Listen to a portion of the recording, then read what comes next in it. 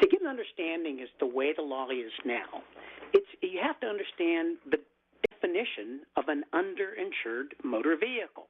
So when you buy your coverage, your policy says an underinsured motor vehicle is a car that causes an accident and hurts you and has liability limits less than your underinsured motorist limits.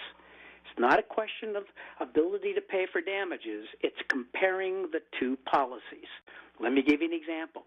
If the other person causes an accident and you're hurt and your damages are $100,000 and you have a $15,000 UM policy, which includes your UIM, you know how much you get?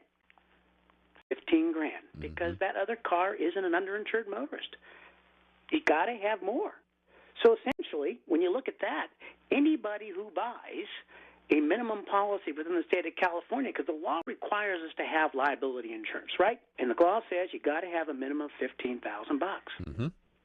So if you've got a minimum of $15,000 worth of coverage, you can't buy any underinsured motorist coverage.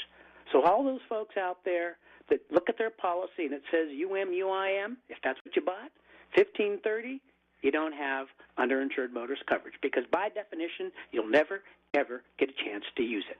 That's the law. So what we've done in 1063, we try to make it more realistic. We changed the definition, or we propose that the definition be changed of what an underinsured motor vehicle is. Here's what it says. An underinsured motor vehicle is one that causes the accident at fault and has liability limits less than your damages. Right.